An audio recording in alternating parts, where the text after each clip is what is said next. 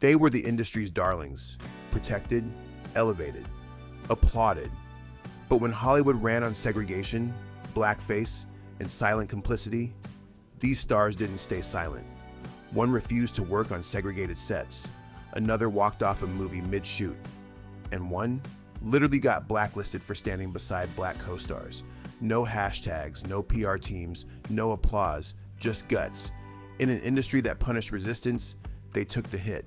They weren't perfect, they weren't saints, but they spoke up when it was dangerous, not trendy. These are the old Hollywood stars who fought racism when it actually mattered.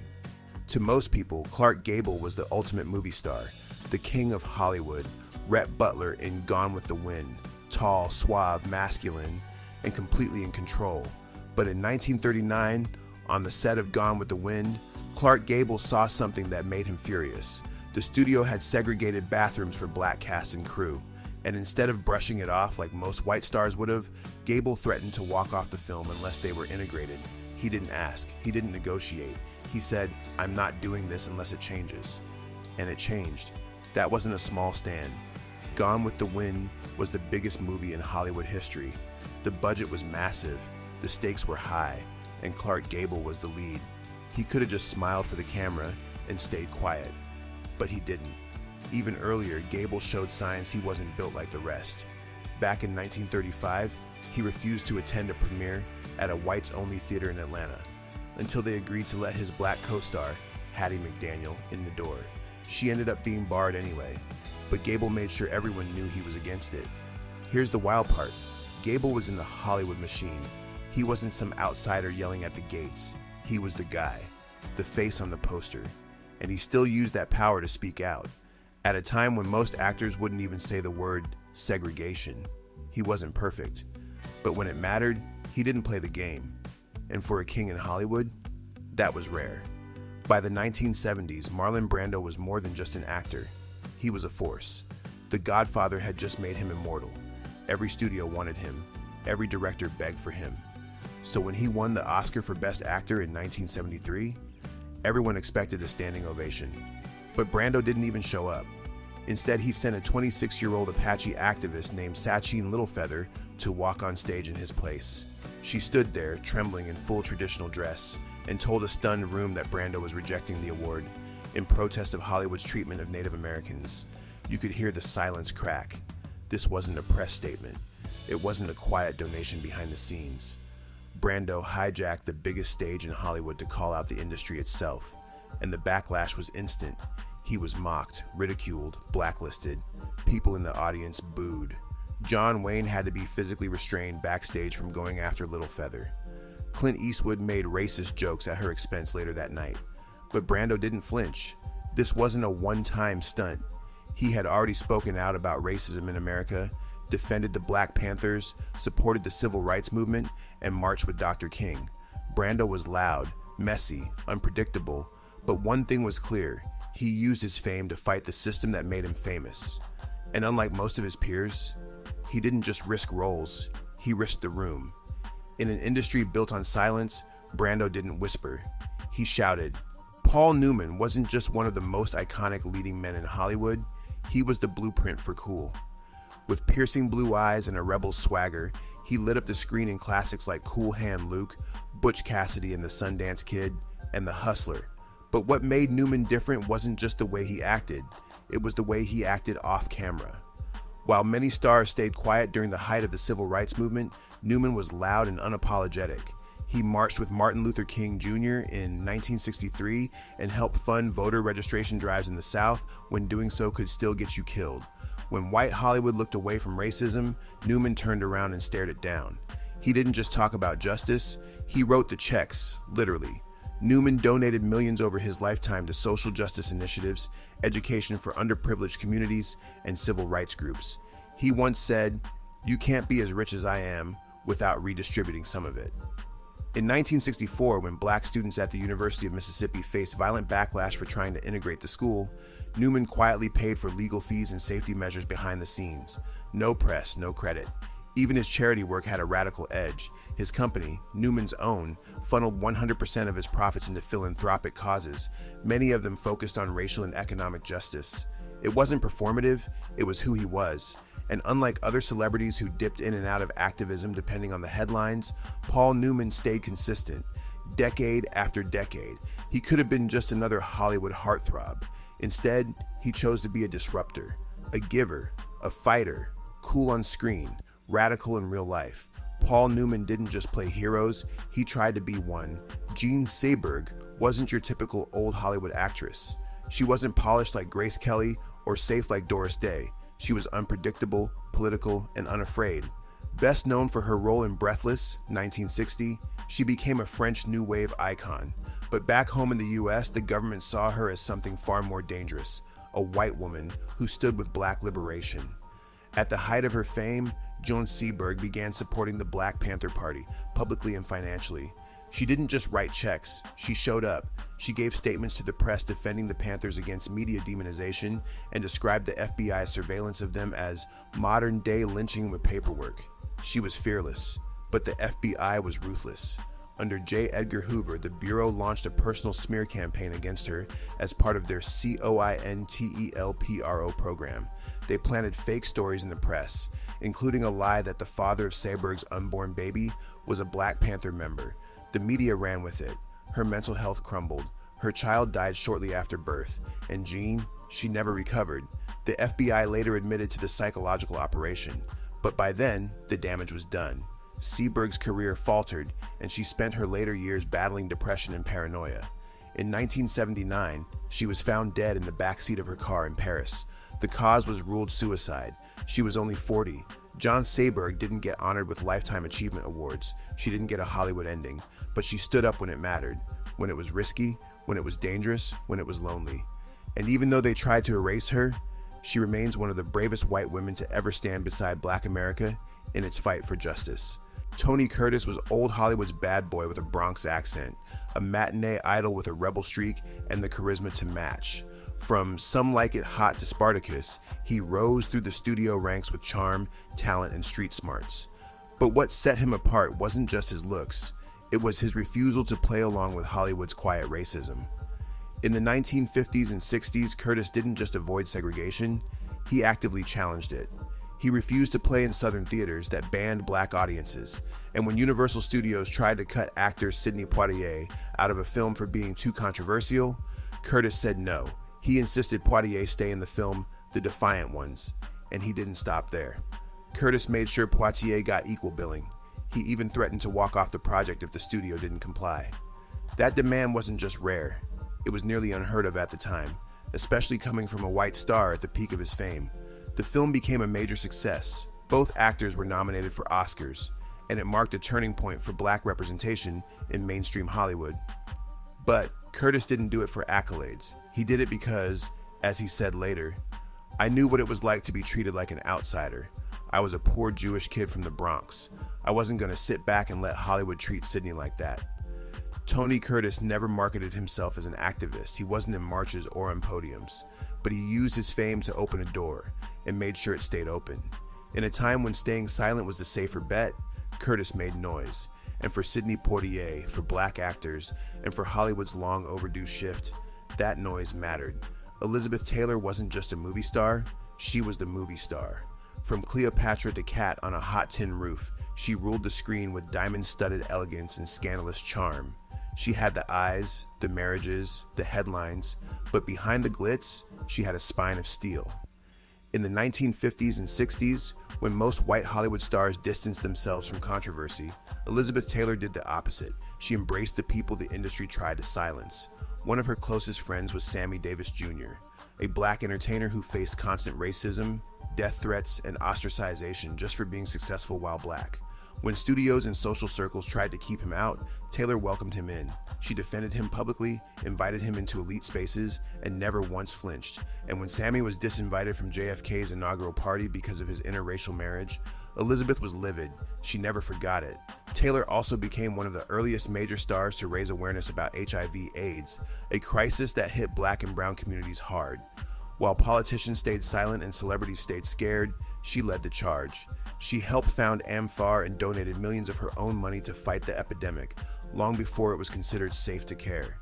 She wasn't political in the traditional sense. She wasn't marching in the streets, but her loyalty to black artists, her refusal to let racism define her circles, was revolutionary for a woman in her position. Because in a town that loved to smile for the camera and look away, Elizabeth Taylor looked right at it and said, "I'll stand with them." Jane Fonda could have played it safe. Daughter of screen legend Henry Fonda, born into privilege, Oscar-winning actress, cover girl, America's sweetheart. She had it all and could have coasted. Instead, she became one of the loudest, most radical voices in Hollywood. Most people know about her anti-Vietnam War activism, Hanoi Jane, the controversy, the headlines. But what often gets erased is her long, committed fight against racism in America, especially at a time when most white celebrities wouldn't touch the issue. In the late 60s and 70s, Fonda aligned herself with the Black Panthers, the American Indian movement, and grassroots organizers fighting against systemic injustice. She marched for civil rights. She visited native reservations. She openly criticized the prison industrial complex and backed up black activists being targeted by the FBI. She didn't just speak out. She used her money, her fame, and her platform to amplify others. When Angela Davis was arrested and facing the death penalty, Jane Fonda was one of the few white celebrities to campaign hard for her release. She helped raise bail. She went on national television. She refused to let it fade from public memory. Hollywood didn't reward her for it. She was blacklisted, labeled a traitor, attacked in the press. But she didn't care. Decades later, Fonda is still marching, from Selma to Standing Rock, to climate protests that intersect with racial justice. And while she's since been embraced as an icon, let's not forget, back when it actually cost something to fight back, Jane Fonda paid full price. Robert Redford was classic Hollywood. Blonde, blue-eyed, effortlessly handsome, and bankable from the moment he hit the screen.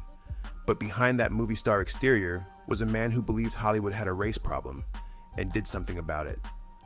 Redford rose to fame in the 60s and 70s with blockbusters like Butch Cassidy and The Sundance Kid, The Way We Were, and The Sting.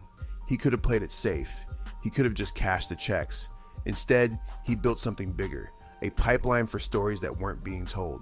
In 1981, Redford founded the Sundance Institute, a now iconic platform that gave independent filmmakers, especially women and people of color, a shot at the spotlight. He wasn't just funding films, he was reshaping the system. Sundance launched the careers of countless underrepresented directors and actors. Ava DuVernay, Ryan Coogler, and countless Indigenous and Latino filmmakers credit Sundance for breaking the wall that traditional Hollywood kept in place. But even before that, Redford had been quietly challenging the norms. He supported civil rights movements, pushed for diversity in hiring behind the scenes, and routinely called out systemic racism in interviews, without ever turning it into a PR stunt. He once said, "Hollywood's problem isn't just who it puts on screen, it's who it leaves out." He believed that representation wasn't a trend, it was a responsibility. And he used his power to create space where others could thrive. Today, Redford is remembered as a heartthrob, an icon, a legend. But what makes his legacy stand out? He didn't just open doors, he built new ones. James Garner was never the loudest man in the room, but when it came to justice, he didn't need to raise his voice. From Maverick to the Rockford Files, he played the cool, unbothered underdog, the guy who didn't chase trouble, but didn't run from it either. And in real life, that was James Garner to the core. In 1965, when civil rights leaders called on America to march in Selma, Alabama, Garner didn't just send thoughts and prayers. He showed up. He flew himself to Montgomery, no entourage, no press team, and he marched shoulder to shoulder with Martin Luther King Jr., Harry Belafonte, and thousands of other protesters, knowing full well it could destroy his career. At the time, studios wanted their stars to stay neutral, but Garner didn't believe in neutrality when people's lives were on the line. He said it plain, "I'm a human being before I'm an actor." Garner also spoke out in interviews against police brutality and segregation, long before it was considered acceptable Hollywood discourse. He made a point to hire black crew members on set and supported integrated unions behind the scenes. He didn't make a brand out of activism. He didn't do it for clout. He did it because it was right. Even later in life, Garner remained firm. When asked if he had any regrets about his political stances, he said, "I'd rather be out of work than out of conscience." He wasn't flashy, he wasn't radical, but James Garner was real. And when it mattered most, he didn't just talk the talk, he walked it, all the way through Selma. Shirley Mlan wasn't just a movie star, she was an era. With a career that stretched from The Apartment to Terms of Endearment, she was known for her quick wit, fearless roles, an unapologetic attitude, but behind the charm and Oscar nominations was a woman who didn't just talk about justice, she walked straight into it. In 1964, at the height of the civil rights movement, McQueen traveled to Mississippi during Freedom Summer, a dangerous time when activists were being beaten, jailed, and even murdered for trying to register black voters. Most white celebrities stayed far away. Shirley Mlan, she moved in with a black family that had been targeted by the Ku Klux Klan. She wasn't there for a photo op. She was there to live it. She shared meals, endured threats, and stood side by side with civil rights workers while the Klan burned crosses just miles away. Fannie Lou Hamer, one of the most iconic activists of the movement, later recalled being stunned that the little white lady sitting in her kitchen was the Shirley Mlan. But McQueen didn't want special treatment. She wanted to help. She also visited the Student Nonviolent Coordinating Committee in Atlanta, danced with John Lewis at a party, and built relationships with organizers who rarely saw white allies from her world. And during the chaotic 1968 Democratic Convention, she spoke out against police brutality on the floor, while others hid behind agents and PR statements. Hollywood didn't always know what to do with her. She was political, loud, unfiltered. But that was her strength. She used her platform to shine a light where others wouldn't dare, and she didn't care who told her to shut up. In a town full of people acting like heroes on screen, Shirley Mlan became one when the cameras weren't rolling. Steve McQueen was the king of cool. From Bullet to The Great Escape, he was the motorcycle-riding, sunglasses-wearing anti-hero of the 60s, the kind of star who didn't say much but always got the last word. On screen, he played lone wolves. Off screen, he moved quietly too. But when it came to race and civil rights, McQueen wasn't as silent as people think. In 1963, when the March on Washington was gearing up, and Martin Luther King Jr. was preparing to deliver his "I Have a Dream" speech, a group of celebrities organized a chartered plane to fly from Hollywood to D.C. Paul Newman, Sidney Poitier, Sammy Davis Jr., and originally, Steve McQueen wasn't on that list, but when one of the organizers told him what they were doing, McQueen didn't hesitate. He paid for other attendees' seats. He made sure black artists on the invite list had safe travel arrangements. And though he didn't march himself, he made sure others could. It wasn't the kind of headline-making move that lands on the cover of Time, but it mattered. Later, in his own way, McQueen continued to challenge the system. He backed off roles that required working with segregated crews. He stood by actors of color when studios got cold feet. And most importantly, he used his star power to quietly fund causes others wouldn't touch. He never branded himself as an activist. He didn't give big speeches or write op-eds.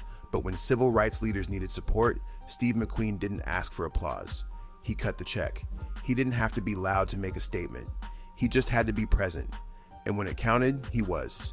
Dennis Hopper will always be remembered for playing wild-eyed, chaotic rebels. And in real life, he wasn't much different. Best known for Easy Rider, Blue Velvet, and Apocalypse Now, Hopper was Hollywood's original outlaw. But what a lot of people don't know, he used that rebel energy to push back against racism in one of the most segregated industries in America. In 1969, Easy Rider broke every rule in Hollywood. It was low budget, anti-establishment, and unapologetically critical of American racism. Hopper co-wrote, directed, and starred in it, and insisted on including real footage of racism in the South. In one scene, his character rides into a small town and gets brutally harassed by white locals. That wasn't scripted, that was real. But Dennis Hopper's biggest statement came later, with a film few people talk about today, The Last Movie, 1971.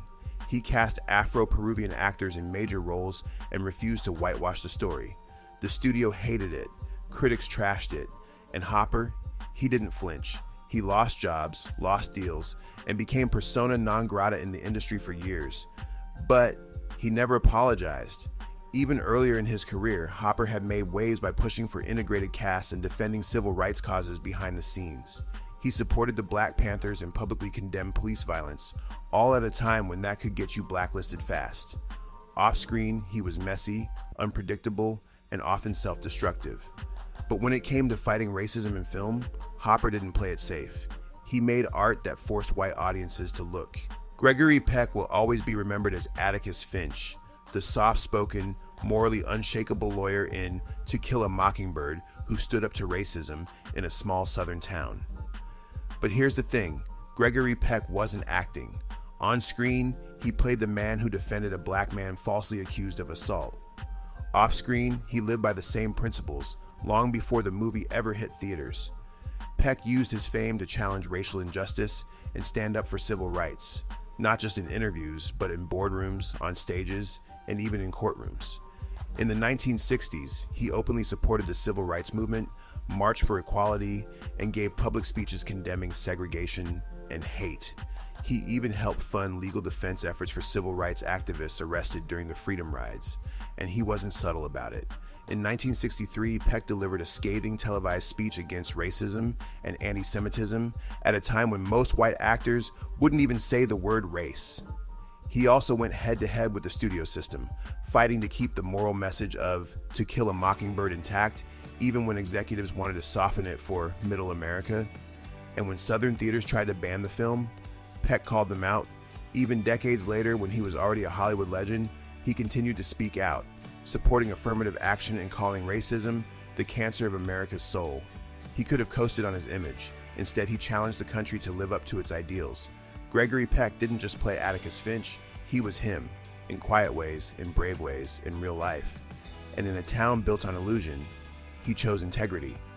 In an industry that rewarded silence, most stayed quiet.